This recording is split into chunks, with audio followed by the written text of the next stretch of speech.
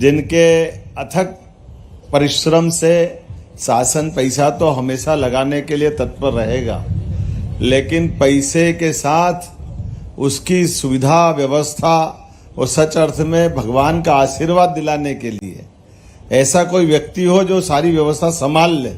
खाली पैसे से बात नहीं बनती। महाराज जी पूरा समय देके सभी गौशालाओं में सब सुप्रबंध कराते हैं। जोरदार अभिनंदन महाराज जी का भी करें सबसे।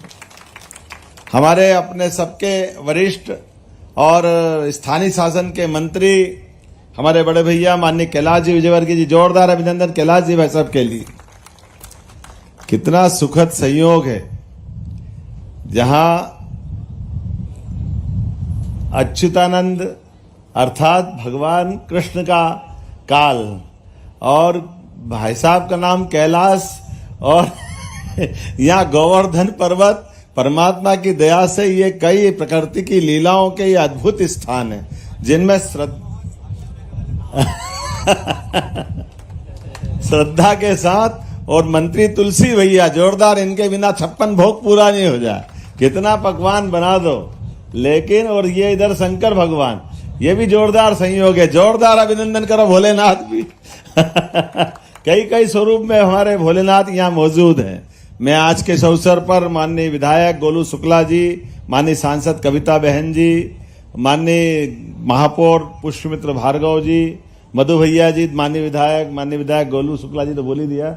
इस अवसर पर हरि भैया से लगा करके दोनों जिलाध्यक्ष सोनकर जी, चिंटू जी, हमारे पीछे यहाँ से सारे जिला पंचायत अध्यक्ष और सभी अतिथि और आप सबको दोनों हाथ जोड़ के प्रणाम भी करता हूँ और आपको दीपावली के साथ गोवर्धन पूजा की बधाई देता हूँ। हमारे लिए परमात्मा की दया से ये यशस्वी प्रधानमंत्री श्रीमान नरेंद्र मोदी जी का जोरदार अभिनंदन करें, दोनों हाथ ऊपर करके जोरदार ताली बजा करके, जिनके नेतृत्व में जीवन के सब क्षेत्रों में कोई क्षेत्र खाली नहीं, लेकिन सनातन संस्कृति को लेकर भी सांस्कृतिक धारा को बढ़ाने के लिए माननीय नरेंद्र मोदी जी ने कितने प्रकार से प्रयास किए हैं। हम सबके लिए सौभाग्य की बात है आज वो जब स्वदेशी की बात कर रहे हैं, तो स्वदेशी का मतलब हमारी वो पुरातन प्राचीन सारी मान्यताओं के आधार पर वो सारे गौरव के क्षण, जब हम पुराने और प्राचीन मान्यता के गौरव के क्षण ढूंढेंगे तो गौ माता से बढ़कर के हमारा प्रारंभ का स्थान कोई नहीं मिलेगा। हम सबका सौभाग्य है, हमारी माँ से हमारा जन्म, हमारे माता पिता के आशीर्वाद, परमात्मा की कृपा से। लेकिन सच में हमारा अपने जन्म को सार्थक करने के लिए एक माँ परमात्मा ने पहले से हमारे बीच पहुंचा दी है, जो अपने बच्चों का भी लालन पालन करती है और हमारे लिए भी अपना अमृत देती है। जोरदार अभिनंदन गौ माता के लिए करी, जिनके रोम रोम से सदैव मानव जाति के लिए आशीर्वाद की वर्षा होती। उनका रोम रोम सदैव हमारे पे अवलंबित है। इसलिए कई बार जाने अनजाने हमारे मुंह से निकल जाता है कि गो अभयारण्य बनाएंगे। गो अभयारण्य नहीं हो सकता है, टाइगर अभयारण्य हो सकता है, लेकिन गौ माता तो मनुष्य पे एक तरह से माँ के रूप में स्थापित है। गौ माता तो अकेली जंगल में छोड़ दो तो वो प्राण छोड़ देगी, वो जंगल में अकेली नहीं रह सकती। ये परमात्मा की लीला है। ऐसे में आज बदलते दौर में यशस्वी प्रधानमंत्री ने उस काल को जीवंत करने का प्रयास किया। हमारे तो अतीत के काल से भगवान राम का काल हो, भगवान कृष्ण का काल हो, सारे ऋषि मुनि हो, कोई आश्रम ऐसा नहीं जहाँ गोवंश नहीं हो, कोई घर ऐसा नहीं जहाँ गोपाल नहीं हो। जिसके घर गाय वो घर घर गोपाल। ये जो आनंद है और ये गोवर्धन गो संवर्धन, ये जो उत्सव है सब अर्थों में एक ही भाव निकालता है। ये गोवंश की रक्षा से हमारा उनका संबंध बना रहना चाहिए। गोवंश और मनुष्य वंश ये अलग अलग हो ही नहीं सकता, ये परस्पर एक दूसरे पे निर्भर है। ऐसे में आज के दौर में ये बात सही है कि जमीन छोटी पड़ती जा रही है, उससे बढ़कर के हमारे पास सिंचाई के साधन बढ़ गए, ट्रैक्टर और बाकी व्यवस्था हो गई, तो घर घर ये अपने जो गोवंश के आधार पर जो खेती बाड़ी होती थी थोड़ा फर्क आ गया। फर्क तो ऐसा भी आ गया कि घर की पहली गाय की रोटी अब निकलती कि नहीं निकलती पता नहीं चलता है। नहीं तो पहले हमारे घर के अंदर पहली रोटी निकाल करके अगर गौ माता को नहीं दो और आखिरी काल भैरव के अपने प्रतिरूप हमारे अपने स्वान को नहीं दो, तब तक बात नहीं बनती। सबके लिए जियो और जीने दो की जो भावना अपनी सनातन संस्कृति की है कि जितने भी जीव चराचर जगत में है सबकी चिंता करना, और इनके साथ त्योहार भी बना दिए। ये त्योहार भी अलग नहीं, हमको मालूम है जब भगवान कृष्ण का चित्र देखते हैं, भगवान ने 5000 साल पहले गांव की संस्कृति को सिर माथे पे लगाकर, कोई चांदी का मुकुट लगा के इतराएगा, कोई सोने का मुकुट लगा के इतराएगा। गोपाल कृष्ण का जब तक मोर मुकुट नहीं आ जाए उनको आनंद ही नहीं आता। ये हमारे गांव की संस्कृति जीवन भर उनने सबको सिखाया है। चाहे जहां चले जाओ, चाहे जितने बड़े हो जाओ, किसी स्थान पे चले जाओ, लेकिन गांव की संस्कृति कभी मत भूलना, गांव से रिश्ते कभी मत खत्म करना। ये हमारे महात्मा गांधी जी के शब्दों में कि सच्चा भारत गांवों में बसता है और गांव स्वावलंबी होते हैं हमारी इन सारी व्यवस्थाओं से। इसलिए प्रत्येक तीज त्योहार इसी प्रकार आनंद के साथ मनना चाहिए। कैलाश जी भाई साहब ने सही कहा कि हमारी ये जो गौशालाओं के माध्यम से गोवर्धन पूजा, ये गोवर्धन पूजा, गो संवर्धन है और गोवर्धन भी है। आज खेती के अंदर जिस प्रकार से रासायनिक खादों का उपयोग हो रहा है और उसके माध्यम से क्या होता बताने की जरूरत नहीं। जब देखो तब यूरिया, एनपीके, 12-32-16, डीएपी, इनकी मात्रा बढ़ती जा रही। उत्पादन के आधार पर लागत का अगर हिसाब लगाओगे तो वो आपका आंकड़ा बिगड़ता जा रहा है। लेकिन आज के बदलते दौर में मुझे इस बात की प्रसन्नता है, अब प्राकृतिक खेती के आधार पर जो पंजीयन कराएगा उसका अलग से उसको पीएसपी के एमएसपी के साथ उसको अलग से भी राशि दी जाएगी और अपनी जैविक खेती बढ़ाते हुए अपने वंश को भी सुरक्षित करे। चराचर जगत में जो आपके यहाँ से अन्न ले जाए उसकी आप बताने की जरूरत नहीं कि प्राकृतिक खेती का क्या फायदा है। सबके जीवन में बदलाव आने वाला है। और यहाँ तो गौमूत्र से भी चिकित्सा की बात आई है। गौमूत्र से चिकित्सा, गोबर से प्राकृतिक खाद, गोबर के दिए, मिट्टी की प्रतिमा जैसी गोबर की प्रतिमा, कितने प्रकार के उपयोग चालू हो गए।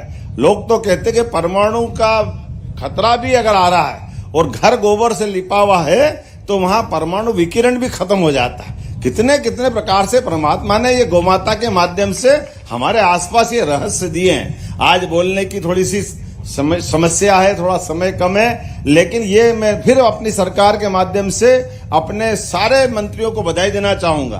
हमने शपथ लेने के बाद एक निर्णय लिया। वो निर्णय ये लिया कि पहले नगर निगम खिड़क रखती थी जिसको पिंजरा पोल भी कहते थे, और पिंजरा पोल का मतलब कहीं इधर उधर कहीं आवारा पशु मिले और आवारा पशु को बंद कर दो और वो जब तक छुड़ाने नहीं आए तब तक वो अपने आप बंद रहता था। छुड़ाने वाले को पैसे देकर ले जाना पड़ता था और कई बार इसमें संकट भी होता था। धीरे धीरे वो अपने जैसे खेत कम होते गए, बाहर छोड़ दिया। गौमाता आवारा घूम रही है, कोई प्लास्टिक खा रही है, कोई गंदा खा रही है, क्या क्या होता बताने की जरूरत नहीं। लेकिन हमने तय कर दिया ये पिंजरा पोल शब्द ही सरकार के माध्यम से गायब कर दो। कोई पिंजरा पोल नहीं चलाएगा नगर निगम, सब गौशाला चलाएंगे पूरे प्रदेश के अंदर। जोरदार अभिनंदन करो अपने इस पवित्र संकल्प के लिए। और बड़े बड़े शहर जो सबसे ज्यादा प्रभावित थे, जितने बड़े नगर निगम अपने उज्जैन, इंदौर, भोपाल, ग्वालियर, जबलपुर, हमने सब दूर सारे पिंजरा पोल से बड़ी गौशाला का संकल्प कराया। और बड़ी गौशाला का परिणाम ये दूसरे ही साल है, लेकिन दूसरे साल में 600 गौमाता से 2500 यहाँ हो गई। और कितना अच्छा आनंद आ रहा है कि अभी आते ही दूध पिला करके स्वागत कराया। जोरदार अभिनंदन करो। इतना गौमाता का सुंदर मधुर दूध था, मजा आ गया। और अभी तो आपने महाराज जी ने कहा कि मलाई और रबड़ी और अभी भाई साहब ने रसगुल्ला, ऐसा लग रहा है भाषण बंद करो पहले खाना चालू करो। इतना सुन के आनंद आ रहा है। क्या पहलवानों के सामने की कुश्ती छुड़वाने का मौका आया। ये जो पहलवानों के माध्यम से सच में हमारे यहाँ यही तो पौष्टिकता थी।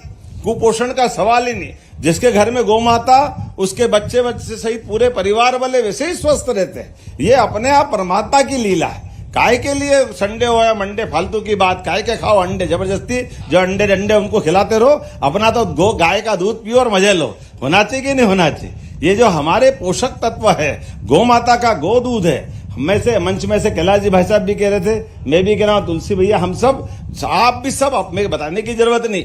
जो गाय का दूध का रोज आनंद लेता है, गौ माता के घी का जो आनंद लेता है, वो कई सारी बीमारियां भी समाप्त करता है और अपने जीवन में ऐसे कई सारे चीजों से, रोगों से लड़ने के लिए गौ माता का कवच हमारा जीवन सुरक्षित करता है। मैं आज के इस अवसर पर बेटी, जिसने वो गोवर्धन क्या, शर्मा बहन बेटी पेंटिंग बनाई, गोवर्धन बनाया, जोरदार अभिनंदन करो।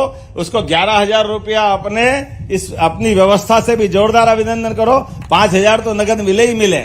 अपने यहाँ से कलेक्टर नोट करना, 11,000 रुपया बेटी को अपनी एक तरह से प्रोत्साहन तो देना चाहिए। ऐसा कितना बढ़िया पहाड़ बनाया और पहाड़ के ऊपर गोवर्धन नाथ जी, ऐसे लग रहा है कि जैसे कोई अभी अपने से बात ही करेंगे। भगवान का आशीर्वाद है, साक्षात परमात्मा को प्रकट कर दिया ऐसा लगता है। मेरी अपनी ओर से आज के इस अवसर पर महापौर जी को भी बधाई देना चाहूंगा। पुष्यमित्र भार्गव जी, आपने कहा कि शुरू में ऐसा लगता था कि पैसा तो रोज जाता है, लेकिन गौ माता ठीक से खड़ी नहीं होती थी। उनकी कोई बीमारी हो, कोई झंझट हो तो गाय को पता नहीं कितने प्रकार से दूसरे कष्ट आते थे। लेकिन आज बदलते दौर में सारे वर्गीकृत रूप से गौ माता को रख रहे हैं कि जो बच्चे हैं वो अलग रहने वाले हैं, जो बीमार है वो अलग रहने वाली है। कई बार कोई गाय की आंखें नहीं रहती, आवाज से आती। मैं कल एक गौशाला में गया था, वहां उनने गौशाला में गौ माता के लिए जो जिनको दिखाई नहीं देता है, लेकिन आवाज से ऐसी दौड़ के आती गौ माता, कितना अच्छा लगता है। लेकिन उनके कष्ट है तो यहाँ भी आईसीयू बनाया, हॉस्पिटल का स्वरूप बनाया। और माता के लिए आपने कहा बेड भी बेड सोल हो जाते हैं। गाय माता बैठी बैठी रहे, नीचे कोई कीड़े लग जाए, घाव हो जाए, ये संवेदना जैसे अपने माता पिता की सेवा कर रहे हैं, वो गौशाला में सुनकर भी कितना अच्छा लगता। जोरदार अभिनंदन करो ये पवित्र भाव के लिए। इसी भाव से गौशाला चलती। और भाई साहब ने सही कहा कि सरकार जो देगी देगी, लेकिन सरकार के अलावा समाज का सहकार चाहिए। हमारा तो समाज ही सारी व्यवस्था करता है, तो समाज और सरकार मिलकर के ये गौशालाएं एक तरह से गौ मंदिर के रूप में दुनिया में दिखाई देगी। और पूरे प्रदेश के अंदर हम सब कोशिश कर रहे हैं कि कहीं पर भी कोई भी गौ माता किसी जगह पे हो, उसको अगर घर में रहने की जगह नहीं है, किसान को कठिनाई है, पशुपालक को तकलीफ है, वो कहीं भी गौशाला में छोड़े। और परमात्मा करेगा धीरे धीरे समय तो ऐसा आएगा, अच्छी योजना बनेगी कि दूध वाली गौ माता तो आप ले जाओ, जो दूध नहीं दे वापस यहाँ दे जाओ, हम उसको संभालेंगे, सरकार के माध्यम से अवेयर लेंगे, कोई परेशानी नहीं। दूध तो खाओ पियो मजे करो, लेकिन अगर रखने की दिक्कत है तो सरकार के माध्यम से लेने को तैयार है। आज इतना ही नहीं, ऐसी बहुत सारी बातें बता सकता हूं, लेकिन आज तो थोड़ा सा गोवर्धन का आनंद है। और गोवर्धन के आनंद में अखाड़े वालों के साथ जरूर ऊपर नहीं जा पाया, थोड़ा सा मिट्टी का, लेकिन गद्दे की कुश्ती भी होती, इसका भी मजा है। गद्दे के अंदर उस गद्दे के नियम के आधार पर आगे भी बढ़ते हैं। हमारे पहलवानों से आगे गद्दे दिलवा देंगे, ध्यान रखना इनकी गद्दे की कुश्ती भी होगी। कलेक्टर नोट कर लेना, ये हमारे बच्चों के लिए। आप सब भी खूब आनंद से कृष्ण बनो, बलराम बनो, बलदाऊ बनो, खूब आनंद लो। मेरी अपनी ओर से एक बार फिर इंदौर के इस कार्यक्रम के लिए बधाई, बहुत बहुत धन्यवाद। भारत माता की जय। बहुत बहुत धन्यवाद। और इस पवित्र भाव से सज्जित कार्यक्रम के अंतिम सोपान पर आभार व्यक्त करने के लिए निवेदन कर रही हूं यहाँ के गौशाला